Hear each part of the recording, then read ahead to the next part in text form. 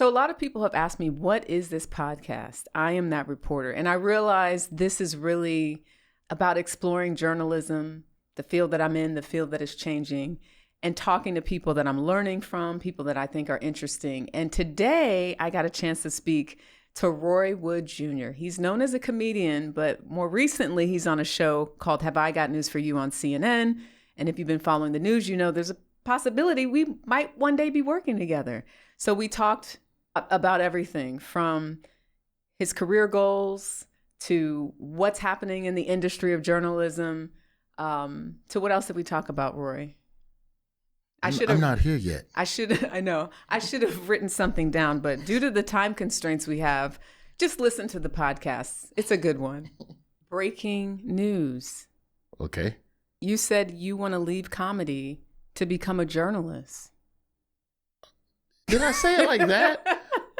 Hold on now. That's not how I said it. That's not what you said? I said I enjoy comedy, but I also enjoy doing a little bit of storytelling. Okay. Every now and then. I don't get to do it often. So yeah, I put my journalist hat on. MLB Network said go talk to the black college baseball kids, but that's what I'm going to go do. So when we first met, I was interviewing you about Black Twitter for a BET special that we did. This was a few years ago. Yeah, pre-COVID. Pre-COVID. No, it was post-COVID. This was like 2022. Yeah, it's post-COVID. I was introduced to you pre-COVID when you did the Tom Joyner retirement. Yes, that's when you said you first saw that. Yeah, okay. You remarked how cool it was that I had the job I have. You know, like you work at that storied CBS. That's what's up. I see you. You're at CNN, kind of, sort of now. I mean, you do so many different things. But with I've Got News for You, I Have News for You, CNN and CBS are working on a merger of some sort. So your dream is about to come true. I guess. Wait, finally, I work for CBS. CBS, CNN. We Not don't know. the way I thought. We don't know. It has not been officially approved. You but think it could. That merger's going to go? Stop it. Stop. The merger's going to go through. As a journalist, I have to say it's not official. And Hollywood has signed a list, and the petition will... It's not going to stop it. It's noble. It raises attention. It rings alarms. And maybe it'll be addressed with the next administration. But no, the merger's going to happen, and we'll see where that leaves mainstream media in terms of coverage and opinions and stuff like that. I have no clue what that means for my show. I mean, We're renewed for a 5th season, so we'll be back in September. But, you know, I don't, and this is just me being, I don't know, the optimistic pessimist. They also shoot movies and never release them. Did I just say also, I have news? It's Have I Got News? Have I Got News? Sorry, let me just make whatever sure we get name you that put right. to it. No, let's get the right name. As I was saying it, I was like, wait a minute. Will still come up in the Google. Have I Got News for You? I don't like police words like that. I'll never forget Comedy Central renewed Daniel Tosh's show Tosh.0 for 3 seasons. I used to love that show. And then did not air or shoot a single episode because there was a merger at that time. Yeah. That reconstituted the budgets within Comedy show. Central. Yeah, it was a great show. Oh my God, I'm trying to think. There was one episode he did where there was a choir. Yeah, the Can I smell your... Do you remember that one? No. Oh, man. I'm sure it was chaos. So it was so inappropriate. I'm not even going to talk about it, but... See, I just know with mergers, anything can happen with corporations. So you can have a renewal on paper, and it's a blessing, and it's a comfort, but I just don't operate in the present assuming I have a stable future. You're an author, producer, host, father. Yeah, comedian. I guess. Comedian, actor. Yeah, sometimes I do all. Podcaster. Well, not anymore. I'm gonna run it back though. Okay. You know, I quit doing my podcast when I decided I was gonna leave Daily Show. Yeah. I quit doing my podcast too. I was like, are you gonna pick it back up? Everything. No, I'm gonna do a whole new concept. So which one is your least favorite? We know you love being a father, so let's take that one out. But acting is probably the most difficult out of all of them. And it's not just because of the skill set needed to be something you're not, but also the 12-hour investment every day in doing that thing and being good at that thing. it's a lot. And you have to be the most present for that. So I can't multitask 9 other things while I'm doing that. When you're on set. Like as I'm walking into this space to do this with you today, you were on the phone. On the phone. And you were late. I was 4 minutes late. I was coming from a meeting with a guy where we're trying to put together a show, a sitcom to pitch to some networks. This morning I woke up. Does this have anything to do with the book? What do you mean? The sitcom you're pitching, does it have anything to do with the book? Yeah, a little bit. Okay, we'll get to that. A little bit. The book is a chapter of the book that I think is a show. And it's a couple shows in that book. This morning, some of them need to be on streaming and not network. This morning, I'm working on my monologue for the sports Emmys. So, because I'm hosting sports Emmys. So I can go a little bit of this for a couple hours, a little bit of this for a couple hours. I'll talk to Jericka, I'll leave there. All right, we need to work on the Black College Baseball edit. And you're used to operating that way, mainly. Yes, but when you're acting, you can only do this today. Right. And only think about this today. And you owe it to the other 90 people on set to be present and do this the right way. So I have to put a lot of other stuff on hold. And so it forces me to only have one tab open in my brain, which is very difficult. It's very difficult. I do it. Which one is more profitable? Doing a bunch of little things at once or being locked in on a film and acting? I guess it depends on the role, but long term. I think in the long term, if you lock in on one thing, it will fulfill you emotionally and physically. I think having the trust in that one thing. But I asked about the financials. Yeah, if you're asking me the thing that I mean, clearly my entire business model has been built. This is supposed to be fun. I need you to laugh at my jokes. No, I'm laughing. But I'm like trying to answer. I'm in the presence of a journalist. I'm trying to be serious. Yeah. Like the idea that I've always had multiple pots on the stove. So I've never not known. When I started doing stand-up, I did morning radio as well. And then I also sold prank call CDs out the trunk of my car as well. I was doing consignment on 10 different CD stores in the state of Alabama. So on Mondays, I just spent all day driving around the state of Alabama, delivering CDs and picking up my money, and then going out on the road. And so it's like Master P was your hero. More of a Ludacris, but yes, because Luda sold out the trunk as well. So okay, all right. I don't know Master P's full business model, but I do remember it's working for him. Yeah, it worked. He's making cereal and seasonings, and he had a cartoon at one point. A cartoon. Trickle down to his son. Shout out to Lil P. Yes, make him say, All right, so I enjoy having multiple pots on the stove, but acting is a craft that requires you to turn every other burner off, and so sometimes that's difficult for me mentally. So I have to really work at that. How did Have I Got News for You come to be? Because we all know, most people know who are familiar with your work. You were on The Daily Show for 8 seasons. You left. You pivoted. And then this opportunity came. But a lot of other opportunities came. Yeah. But that one felt like, oh, this show will get made. If that makes sense. Because you have people pitching you projects or thinking, what we could do. You have an agent, you have a manager. The morning I left The Daily Show, I was getting text messages. Right. So you have to then decide, based on your experience, what not only works for you based on your brand, but what is likely going to get made and actually stay on television for however long. Yeah. Because if I hitch my wagon to this idea and it doesn't go, then this other wagon that I said no to and that goes, that was a bad bet. How difficult is that? Like, was it a close call? Was there another project that you look back and you go, dang, I wish I would have just maybe been able to do both? Or are you glad that you kind of locked in on Have I Got News for You? I'm glad I locked in on Have I Got News. The only thing that I really have damn, I should have taken movie auditions. There's a bunch of movie auditions where I'm like, probably should have taken that one more seriously. Or what about when they asked you taped audition? What about when they asked for your likeness for AI? Who's they? I don't recall giving away my image just yet. Let me go copyright myself. It wasn't coming. I don't want to say it wasn't. This is not AI, by the way. This is a real live conversation. Stop glitching. It was hard to once I made the decision to leave The Daily Show, nothing else was hard. Does that make sense? Mm-hmm. It's all peril. It's all, well, what next? I don't know. But I know to figure out what's next, I had to leave there first. Sometimes you have to make the jump and then the solution presents itself. I don't think you get the safety of keeping one foot on first and then transitioning. And that happens sometimes in The Daily Show for people. You get an offer to do the thing and then you leave the show in a celebratory whatever. But I was just like, And you had been thinking about it. It's not like you just, that's it.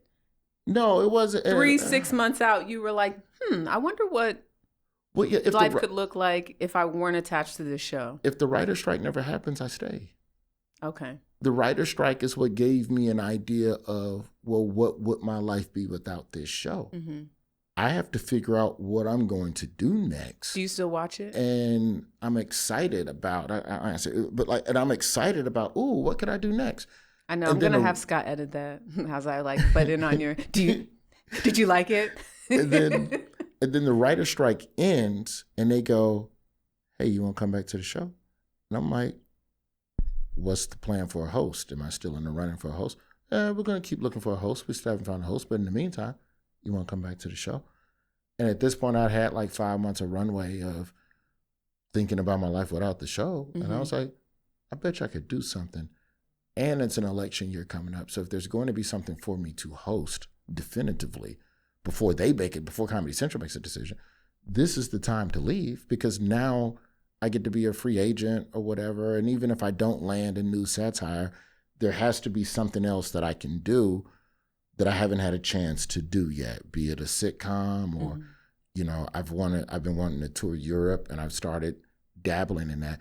I worked at The Daily Show for 8 years. We never got more than 2 weeks in a row off. And it's like, you got a lot of off weeks, but never more than 2 in a row. And so, to the average American, they're like, I don't care. I've worked those jobs too, but I'm in the sense of touring. Oh, it was so hard. I had 2 weeks off every 8 months. The idea of being able to go to Europe and do stand up over there and see what that's like, I could never really explore it, because 14 days, not as a father co-parenting, 7 of them 14 days got to go to the child. Right. So I don't know. I wasn't mad. I still watch the show. It's still where I get a lot of my news. Really? Yeah, but I watch local news. You don't watch CBS for your news? I watch CBS local news, and I watch y'all in the morning. Run that back. If you're asking me what my media consumption habits are post Daily Show, it is CBS local news. I can't take this serious. And then I read local newspapers, and then I watch CBS in the mornings. Okay. Because I like Nate, I like Vlad. Okay. And Gail, of course. Of course, that goes without saying. Don't paint me like that. And then I watch you on the weekends if I'm not on the road. That's the difficult thing. Like, I don't get to see you as often. Well, you can also find us on YouTube. Yes, just type in the CBS Paramount Weekend Plus, News. Yes, I mean, stop it. But when you said local, though, that's why I thought so you're not even looking at national? No. Oh, really? So no. A lot of times you are looking at the local news and you're watching local news. Daily I will news. Stream like wave news in some random city. I watch Cube in Seattle, like the NBC. I will just pick a city. I see. Go to their website, feel that. Yeah. And watch what's going on, because you're traveling a lot too. I'm gonna get the national news from wherever, and local news. It's because I don't always have enough time. Mm-hmm. So if I want something deep and depth and news, doc, essay, 60-minute style, something, like when you went to talk to the boxers, okay, let me get some deep, get like a deep meal. But if it's just quick, I want to know what's happening at the national level fast. But talk to me a little bit about the 5-alarm fire in Jersey and why the school kids have been out for the last 3 days. Like, that's interesting to me. Do you think local news will kind of survive this moment that we're in? Because I think it's a lot of questions about what network television looks like because of podcasting, because of Instagram and influencers. But I personally still feel like people will always want to know what's going on in their communities. Like Absolutely. that will still be important. I don't know if people then start looking to the influencer within the market that's covering the breaking news. I don't know if you'll have that, though. Because if you're an influencer, you're doing this for the internet. That's the world. So how do you, from a profiteering standpoint, as an independent news reporter, you go out with your camera, are you going to cover the national rally that has national implications, or are you going to cover the 5-alarm fire that's only affecting 2 school districts? You can do what the marketing team at local news organizations have been doing for years. And you could go to Bob's Car Wash and say, hey, do you want to finance part of this broadcast that I'm going to be doing? And I'll run an ad. Okay.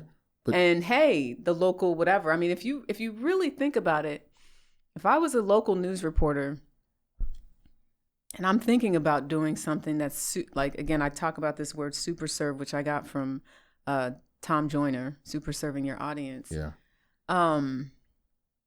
You could still make a pretty penny if you're the only one in the market doing that, because the ad dollars, the money's going somewhere. Like, people keep talking about the money's going to stream and it's not filtering down maybe to network the way that it was, or there's not as much money. Correct. Right? So, but it's going somewhere. It's like we have to find it. Yeah, but you have to have that initiative as a young reporter under 30 to actually go and do that. And it's hard to suffer and starve in the interim while you build that empire and trust, because you're also building something that you have no example for and no model for. And most everything that's thriving now is stuff that there was no model for. So you have to build it. The model is the people that are having success at the national level. Correct. But if your CPMs, like if we're getting into the granular, this many views pays this much money on this platform, and you cover the local thing, are you going to get 1 million views, or are you going to get 50,000 views? Because if you're just covering the Birmingham, the shooting up the street, or this mayor, what's the Atlanta city where the black one, there's a black woman mayor that they trying to get up out of there, who was like arguing back. There's a black woman mayor down south that's been going back and forth for like her local government about something. That's a great local story. But for the metrics of Meta, if you only have 50,000 views, it's 50,000 unique specific views to your city. You're not going to make as much as someone who's covering the bigger gerrymandering story that's happening in Georgia.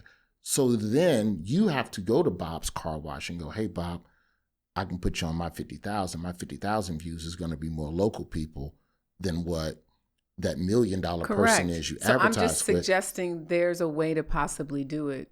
Okay, as stations battle with lower viewership themselves and trying to upkeep a platform, operations, the lights on literally in a building, when a couple of people could get together and cover that market. Yes, but they would have to be okay with being broke for a while to build that, because that money's not going to come instantaneously. If you have a decent following, that's not true. How do you build that? Some of these local reporters have more followers than I do.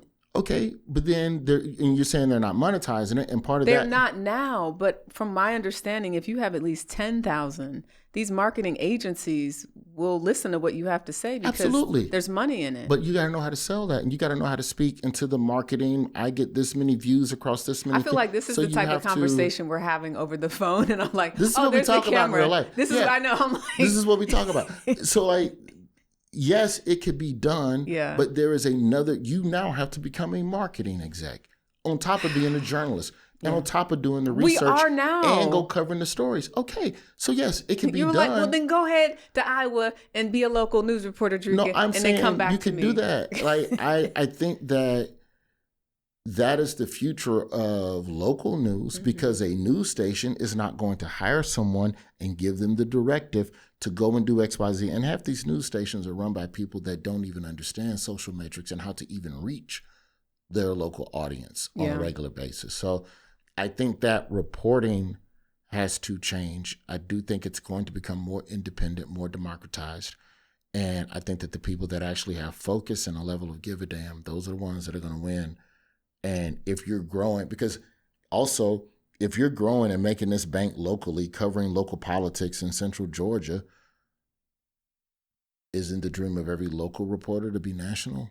I don't think so. I think that idea has absolutely been turned upside down. And not anymore. There's nowhere to ascend to. I don't think so, because look at what's happening at the networks. Everyone's cutting. Correct. They want it done cheaper.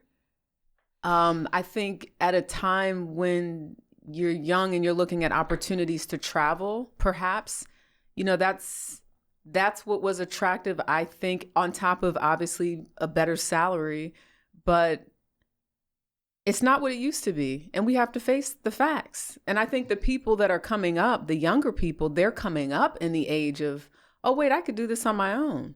They want to be a little bit more independent. They've had these Instagram pages. They've had a TikTok page. It's in the last, I'd say, 5 years that networks are really pushing it too. When you even look at the amount of subscribers that ABC and NBC and CBS has, it's substantial, but that's growth, like in the last 5 years. So I don't think that a lot of the younger people that I'm talking to, they're thinking outside of the box. They're not necessarily saying, how do I get to where you're at? They're creating on their own. They're using this as leverage to do whatever the thing is that they really want to do. Absolutely. And you can't teach that in J school. There's no class in journalism school right now. If you're graduating with a formal 4-year journalism degree, they're going to teach you the tenements of the craft, but the idea of, hey, here's how you do what Don Lemon did. Here's how you do what Roland Martin's doing. Here's how you toe the line between independent journal and network journal like you. Or even like a Megan the reporter who just does court news and has just found her niche. Exactly. And stayed in that pocket.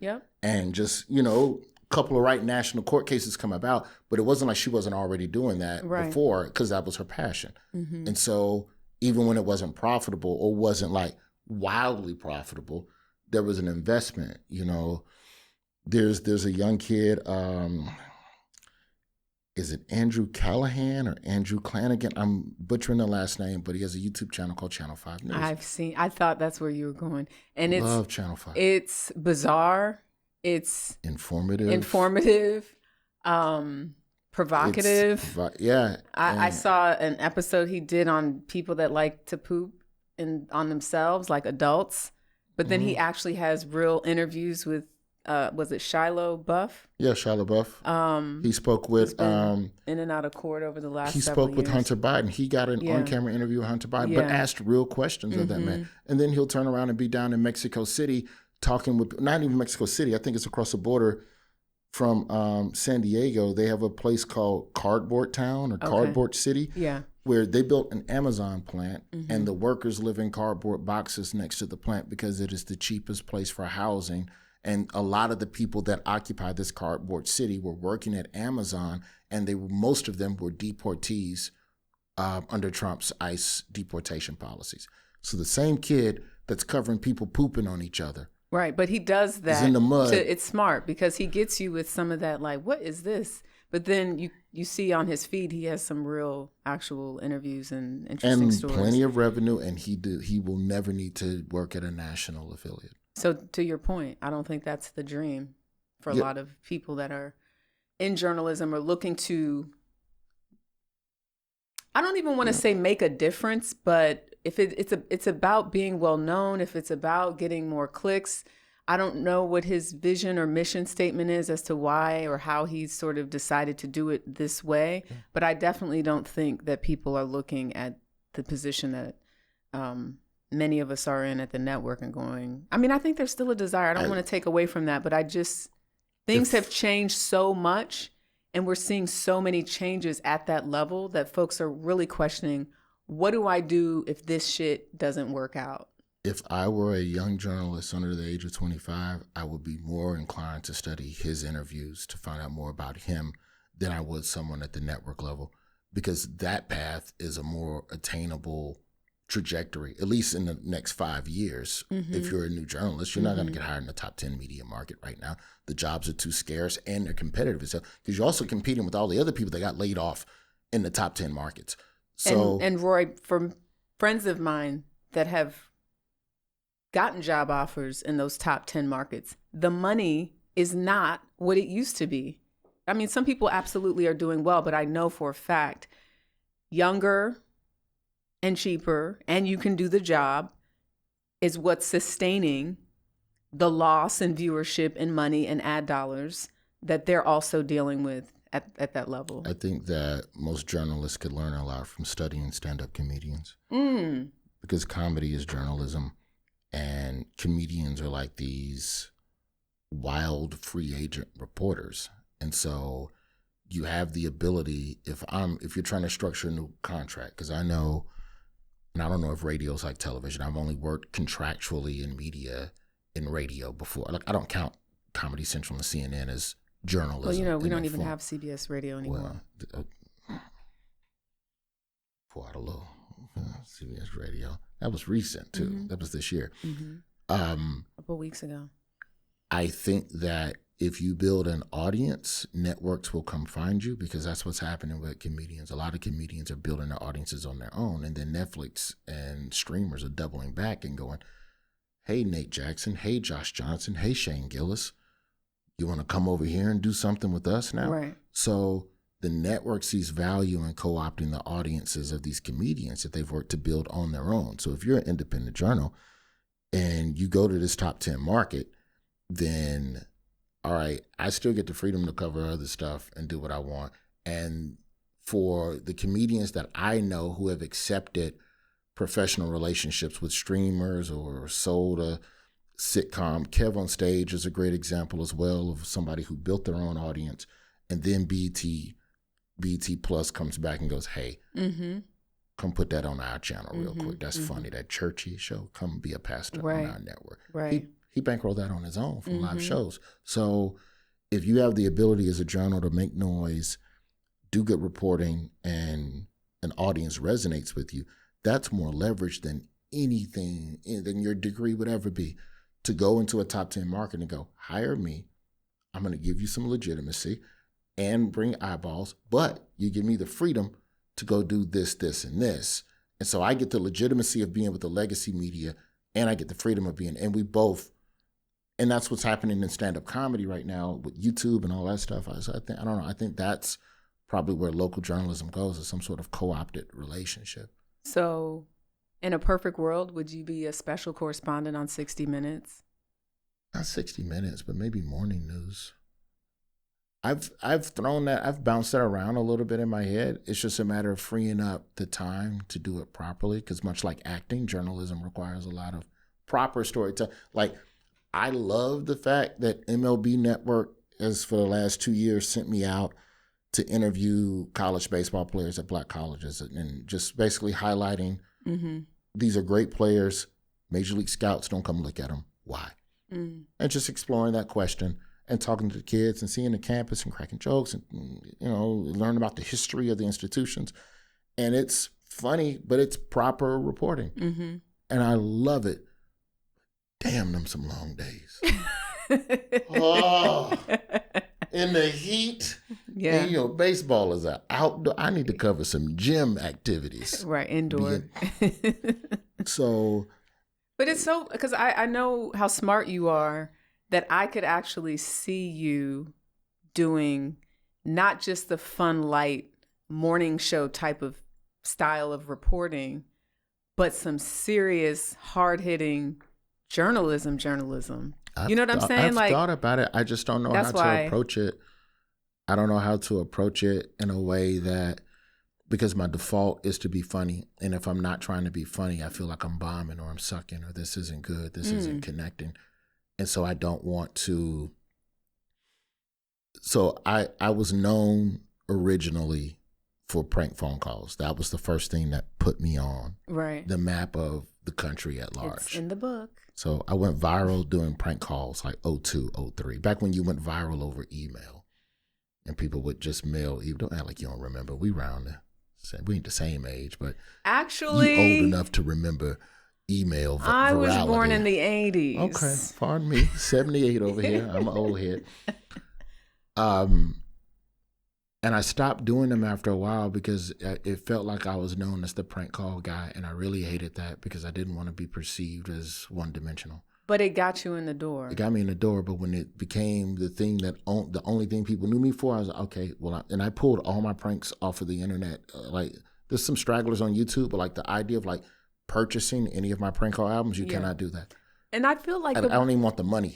I'd rather you just know me for comedy. So my fear is that journalism, proper investigative, what you're talking about, is the other extreme, where you don't see me as funny. You see me as, I see what you're saying. Roy turned into serious journalism. I feel like there's room for all of it because, I like to do many different projects, things, and I can be funny. I think most people actually do see me as like serious journalist. And I am. I mean, I'm serious about my job when I'm doing it, but I love to laugh and I love to crack jokes. I love making fun of people because people are funny and strange and weird, and myself included. Can I ask you a And I know that's going to be taken out of context. I love making fun of people, but you be talking about trash on the phone. It's not that. It's just like we as individuals are so unique and interesting, and sometimes you have to laugh at it in order to get through the day because you're like, okay, but now I let can't me ask you a believe this is question. happening. How much do your producers and news directors allow you to be funny in a story? Or how much do you desire to be funny? There's a time and a place for everything. story? I was in Boston earlier this week covering a guy who could have killed a lot more. Well, he didn't kill anyone, but he was just shooting up Memorial Highway. Last we checked, 2 people were in critical, serious condition, likely to survive. That's not a time or place for, and it's not. Correct. It's like what went wrong in the system and in his life, or what is going on that he gets to a point where he's out there just randomly shooting at people. I'll give you an example of the type. But to your other, so that I'm not looking to do more. I'm not trying to be funny, but no, I think as long as I'm not doing just those types of stories, I'm good. And so far, I have had a lot of range, from the Harlem Globetrotters to something like that, to a weather event, to a celebrity, Correct. And this podcast kind of allows me to kind of work out. I'm realizing when people are like, so what is your podcast? And I'm like, it's really a historical marker of the time that we're in as it pertains to journalism. And maybe this is my own little like therapy that I'm working out, because things are changing so much, and I'm kind of also like, what's going to happen? Yeah. What am I going to do? But instead of asking it, you get to make it a declarative. Here's what's going to happen. Yeah. Here's what I'm going to do. I'm still like processing that though. Don't miss the window. Don't miss the window. And what does that mean? What does that mean? It means that you want to be at the front of the line of the reimagining of something, the re-evolution of something. And what does that look like? I'm at that with the idea of late night. Late night is going to change in the next 2 years. White dudes at the couch, at the desk. My guess is that you still have Jimmy Fallon by 2028 because NBC has the Olympics and you need a show to showcase the athletes, and it plays into NBC's upper hand in encompassing Olympic coverage. But after that? I don't know. You can't keep paying what you're paying for the ratings that you're getting. Sooner or later, that has to change. That's economics. And that's not me hating on Kimmel or Seth Meyers, but you already cut Fallon to 4 days a week. You took the band away from Seth. How much longer will ABC pay Jimmy Kimmel? This is independent of Trump's hatred of the man. I'm just talking about the base level economics of it. Colbert left and CBS abandoned the format. Trump didn't like Colbert, so they could have just replaced him. But they didn't. They use finances as a cover to go, oh, well, it's too expensive to keep doing Stephen Colbert. Mm-hmm. And they didn't even try to do any type of fiscal stripped down version of The Late Show with Colbert to keep the show on the air, which tells me Trump hates Colbert. You take Colbert out, but you also get to use Trump's hatred of Colbert to justify cutting something off the books that you couldn't figure out how to solve fiscally. I do believe that there was some fiscal issues with the show. I don't believe that was the reason they canceled it. So the inevitability of addressing those fiscal issues would have just come up in another 2 or 3 years. So what does this outlook for late night, for podcasts, for news? Like when you say even don't miss it, we don't exactly know what. And that's not me yelling at you. Yeah. This is me yelling at myself all the time. That is the question, because nobody knows exactly what this looks like. And there's so many freaking voices out there that it's like at some point, there's only a couple of things that I might listen to regularly. And I just can't possibly, I'm looking at clips. I have a general sense of like what's happening. Yeah, a lot of TV is tomorrow's internet today. Like, and then you can look to a year and a half ago. Yeah. When they had the show After Midnight, hosted by Taylor Tomlinson, very hilarious young woman. Taylor decided she didn't want to come back for season 3. They canceled the show. They didn't go, and this is the cheapest damn show to make. Probably $2 more than it cost Byron Allen to make Comics Unleashed. So if you're CBS and you see what's happening at 12:30, and it's 3 people, for the people who haven't seen it, After Midnight. They could have put my podcast on the air. And they might. They very well might.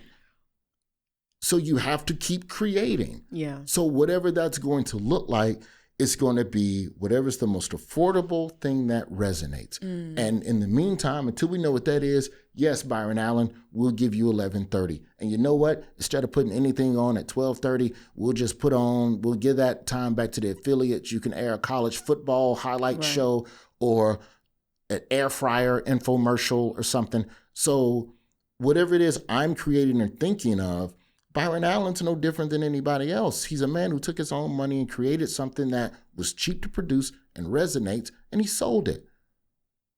Why can't I do that? You can do that. You got my man Kareem, who just was doing Subway takes, and now he's got the new late night show thing that he's doing, and a lot more of that is happening on YouTube. And the stats are saying now more people are watching YouTube for shows instead of clips. So you better figure out how to make it. Yeah. And so I'm working on it. I actually want to bring up this article. Well, there was an article in the Wall Street Journal. You sent me an article, this ad, I should say. We're going to show it. And it says, "Welcome to the YouTube era. Media's center of gravity has shifted.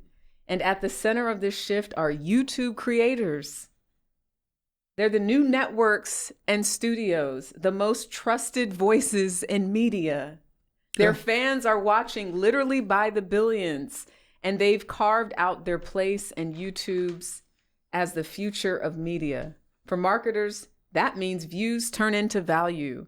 Across every screen, millions of creators ready to connect you to your next customer. Yup, the new era looks nothing like the old one. And trust us, this is just the beginning. This is where we're at. This is in the Wall Street Journal. But who architected that?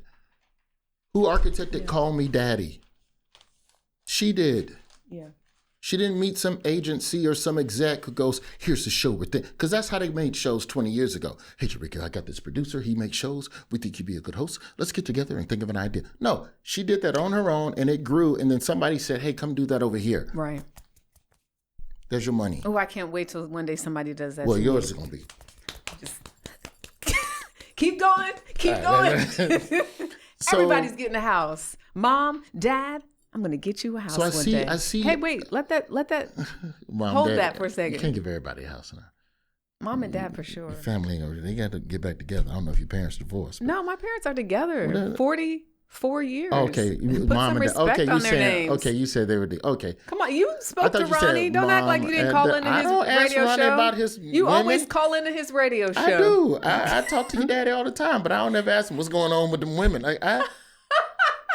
We don't talk about his marriage. Woo! I talk to your daddy about sports and maybe you for 2 minutes. Wow. This is crazy. But no, I see an ad like that and I get inspired. Right. And I get driven and it makes me stay up all night. And it makes me not want to waste time doing stuff that I know is a fool's errand. So any moment I leave the house, some people listen. I've said yes to stuff that I shouldn't have said yes to. And I see it through. And I'd be standing on set and I'd be like, this ain't going to be nothing. Right. This is a waste of time. Okay. Their time, not even mine. I'm like, you don't even you don't even see the code. YouTube is, and more people watch YouTube on their television than their mobile devices. And eventually, once YouTube get a hold, really gets a deep grip on live sports and the Oscars in 2 years, bye-bye. There was this video game I used to play growing up. What's your favorite video game?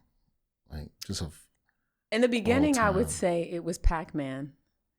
And then I elevated to Mario Brothers. And then it was Sonic the Hedgehog. And then I like to play with my brother. We used to play the one with this was also on Nintendo, the boxing one. Punch Out, but that was so, like, looking back at the graphics and everything and the way they moved. It's terrible. I think the highest, then I did a little bit of NBA action on, what was after Sega? Dreamcast or Super Nintendo? NBA Action wasn't on. That wasn't an SNES. What was the thing like everybody really wanted in the early 2000s? It was a PlayStation. Okay. Yes, PlayStation. And then I probably like tapped out by the time I was in my early 20s. A video game I've come to respect now that I'm older is RC Pro-Am. And it was just a racing game. It's like remote control race cars around a track, Nintendo.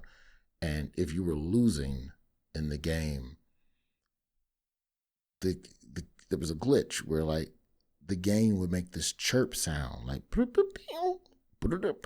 and whenever you heard that chirp, you knew the computer was about to take off. Like, there was like, at some point in the game, the computer cars got faster, so it made it harder for you to win. So if you were winning, you had to work harder to defend. And if you were behind, they're about to leave you in the dust. Okay. So it's time to lock in. Like when you hear the, I can't make the noise, but I always respected RC Pro-Am because it was a video game that essentially let you know it's about to cheat. It's like, hey man, it's time to take off.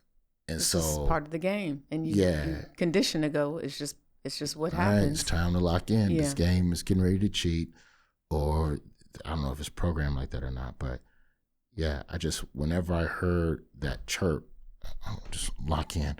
And when I read articles about what's happening with YouTube and the metrics and how they're changing, how social media, your followers don't even mean anything anymore. It's just something's about to change. And when I look at late night, I hear that chirp. Something's about to change. And what's better about it is that the creative change is being driven by the creators, not the executives, not the networks, not the streamers, because they literally don't know. You would rather just buy someone else's show than sit and ideate something because you literally don't know how to make it cheap enough.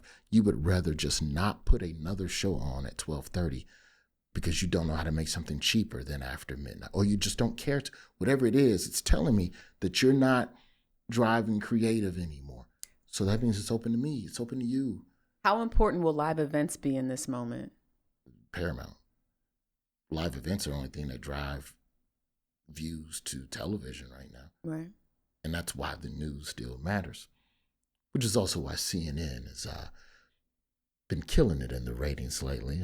I hate to use war as a reason, but CNN, part of the Warner Brothers, soon to be Paramount, CBS family, really get rid. I know it's a terrible thing to say, but like something as crazy as war, when the president speaks, or when politics get hectic, Netflix, ain't nobody going to Netflix for election results. Right. Not yet.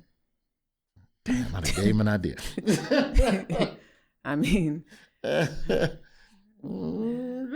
they had me glued to the TV with their live event of the guy in Taipei scaling the climbing the wall. Yes. I mean, that was good TV. I'm like, oh my God, what if he falls? I'm so glad there's a delay. Supposedly, according to real climbers, that building was like a really easy climb. So it was never as difficult, or he was never in as much danger. The average person couldn't do that. Correct. And is not trying to get that high up in the air. But see, I'm against the delay. Oh. That's Why are you watching? Why are you watching other than he might die? That's why you're watching. Why are you showing it live other than he might die? Evel Knievel crossed the canyons and all of that stuff, he might die. David Blaine in the bucket of water for 20 minutes on TV. Show the death on camera. Like, don't point away. I'm a little dark like that, but I really do believe that. I think part of why you are nervous on a roller coaster is because every now and then someone dies. Someone dies, it breaks. I'm not rooting for it. Don't look at me like that. I'm not rooting for death. Like what? This whole conversation. Have you not seen those? You've seen those state fair videos where the thing turns and then it just... and then I always vow that I'm not getting back on anything like that. Harnesses open for no reason and people just fly out of stuff. And that's terrible. But those instances are also part of why you're nervous and scream. So now I'm thinking Hunger Games. Like, are we about to just be in a space of Hunger Games live events where someone might die? I just don't. Hosted by we are getting Roy Wood Jr. Honestly, a lot of what you see with Mr. Beast and Fear Factor, like that stuff is close to a little torturous. They get a lot of money, so you don't feel bad for them. But eventually, can you eat Oreos only for 40 days? You get $1 million. It's like, that's eventually going to become, who can hold this electric table? It's like the lady who died over that Nintendo Wii in the radio contest, like 10, 15. The first year of the Nintendo Wii, maybe 15 years ago, they had a contest called Hold Your Wii for a Wii. And oh my God. And everybody had their hand on a car. Or something. I don't remember what they had to hold. Story. Yes, this is a radio contest. A woman died, and every hour you had to drink like a glass of water. And if you took your hand off or you peed on yourself, you're disqualified. Like, if you took your hand off to go pee, you're disqualified. How long did she last? I don't know how long she lasts, but she died from acute, I don't know what the word, but too much water, like overhydrate. Like there is a literal condition where if you drink too much water, it waters down your blood and the oxygen can't get. Not enough salt. Yeah. I don't remember that. I can't with you right now. But that's horrible. But that same radio station, if you put that contest from 15 years ago, it would have been on YouTube today. And it would have done 10 million views. I mean, look, people watch these bald eagles have little eaglets. I haven't seen that. Yeah, there's like a nest where people just watch, millions all around the world. They die? No, well, sometimes, it's like trials of life. Okay. Exactly. I'm not rooting. Yeah. You're making me sound dark. But I hear what you're saying. There's a sensationalism because we have become desensitized to so many things because we have body cam footage. We've got crazy, weird accounts that show you the most. Like that stuff used to be a DVD you had to purchase for $40. The banned from television. Did you see that basketball player who was caught on camera in the hallway of a hotel digging up his nose? No, he was digging up his butt. And then sniffed it. And then he sniffed it. And kept walking. That used to be on a DVD. Wait, they said he must have had something on his hand because then he went to the wall and and I feel so bad for him in some way because I was like, oh my gosh, that's disgusting. But there's cameras everywhere now. You should know. Good. Now we know. I know to dap you. You get forearm, big dog. Yeah. I know I ain't no doo-doo crumbs on the arm. So I don't know. I just think that we're becoming more and more desensitized to sensational stuff. And so the thing that gives people a rise has to be something that's greater, which is why live events, no matter the nature, still have a degree of relevance. And there's a reason why streamers are trying to figure out how to get into that space. But this is why I always say, too, television news has its place because there are certain things that happen where you are going to go to the news for that, whether it's a snowstorm, and you've got correspondents or reporters out in different places. Major events. You said election coverage, breaking news. Correct. Breaking news, election coverage, some game shows. I don't even think we have the same hype around game shows we used to. There's something that can be done. And I'll put it like this. PBS has done a great job over the last however many years when they have their call-in and the person's reading the paper and they're like, Republican, Democrat, Independent, and they just let people talk. C-SPAN has the people or C-SPAN, excuse me, not PBS, thank you, C-SPAN. I always enjoy that because it really does give you a sense of like what people are thinking. Well, some people, because the people that you would imagine calling in are... You already know what I'm cooking. Interesting. So we're on the same page. It's... Just don't forget about me on that sitcom. I'd love to play an extra. Give me a line. You know what's crazy is that I still want a sitcom, but it's not even at the top of the list of wants anymore. Because it involves so many other people deciding whether or not I get a blessing. And I just want to be in charge of my own. I want to architect my own happiness. So, yeah, if I sell the show over there, cool. I really don't even think about it like that anymore. And it's weird because it's like that Morgan Freeman Shawshank where the moment you stop caring about it, that's when I'll give it to you. Mm-hmm. But now, you give me a sitcom now I got to decide whether or not I even want to do it. Whether or not this even makes sense in the bigger scheme of all of the other pots that could be far more fruitful with far deeper roots and have real longevity beyond a television show that'll go 3 to 5 seasons on average because it becomes unaffordable after that. Unless you're Abbott Elementary, where you're just such a behemoth of a hit that it's worth it to go into season 8, 9 or whatever. But, I don't know. I found myself reprioritizing my own goals over the last 4 or 5 years. Yeah. It was just what I thought I wanted. Right. It would be just nice to have, but now it's not what I obsess over anymore. Someone recently asked me in reference to my career, are you free? And I was like, am I free? I had to think about it. Free as in available or free as in emotionally relaxed? I think free in terms of being able to say what you want, be who you are, that you're not holding back in any way. So I'm going to pose that question to you. Do you feel free in this moment? Yeah. To say what I want, yeah. But where to say it, how to say it, that's the question that I toil over because I look at so much of what's already out there. I cannot do anything that looks like what other people are doing. Mm-hmm. I went to school for it, and I'm funnier than most of those people. And if they can come up with that, then surely I can come up with something far better. So I need to sit and be alone and be still enough to think about that and consider that. And that's what I have not allowed myself over the last couple of years because you leave a show and you need to pay the bills. So you have to tour a lot and you have to write a book and you have to shoot a special. Then CNN. How hard was it to write this book? There's certain chapters I will never read again. So there's that. So like emotionally, there was like stuff I had never really like sat and reckoned with. But in terms of logistically difficult, I would write the book in chunks. So I would write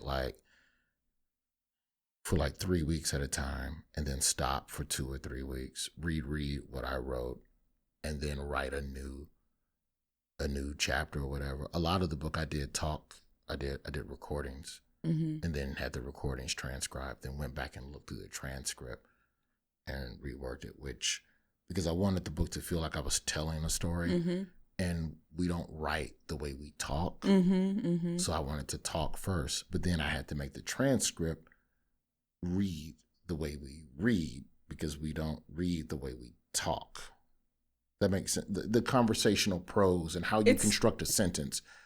It's a book that it feels like it's definitely your voice. Yeah. So that's what I wanted, but it's structured so it's not disjointed, but it's definitely you.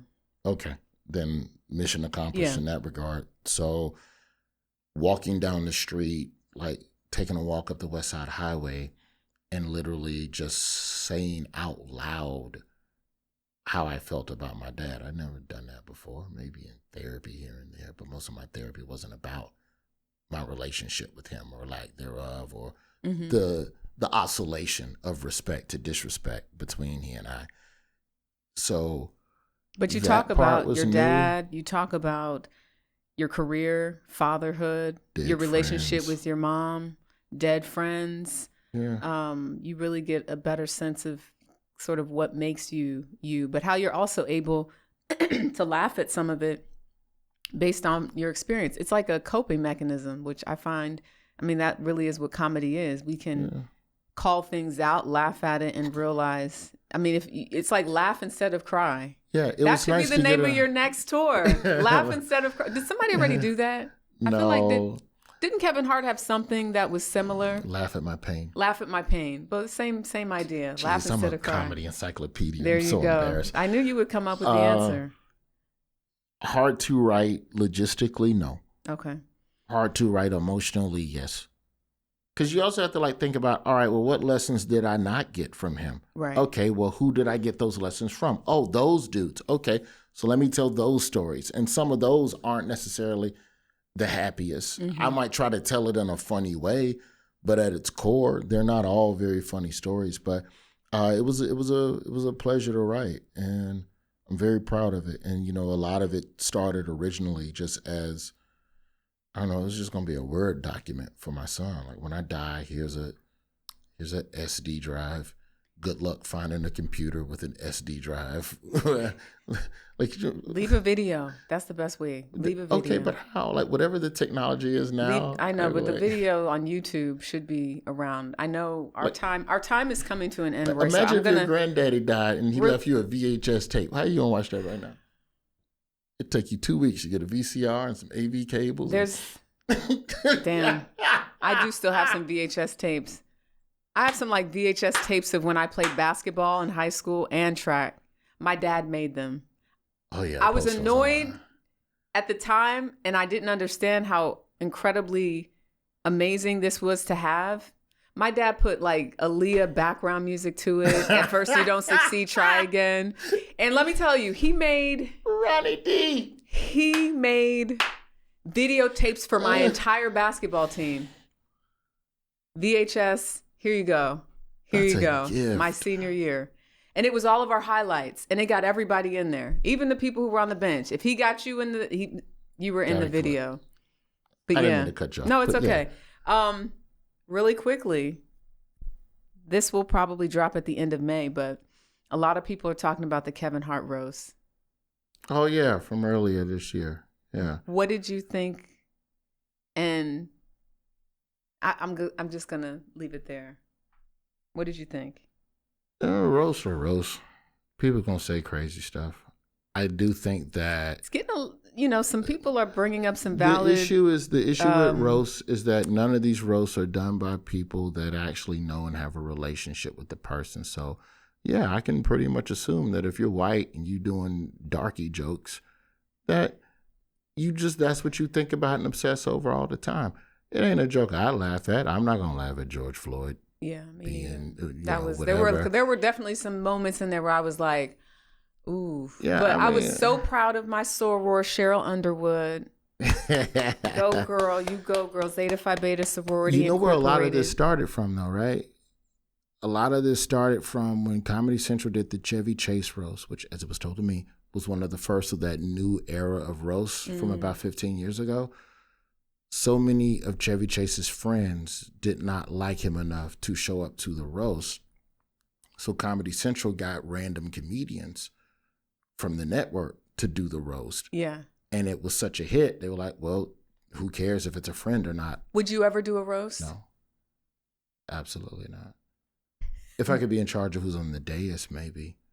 I don't think there's anybody that knows me well enough to really be able to say anything about me that's like scathing or. Yeah. I ain't got no wife I cheated on. I ain't got no employees I fired. I'm not getting sued. I don't have lawsuits. What would you say about me? What do you know about? What do you know about me? He's a really nice guy. That Roy. Sometimes he's helpful.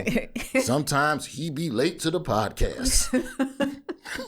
What a roast. It would be, that would be a boring roast. All right. So rapid fire. Last movie you saw at the movie theater?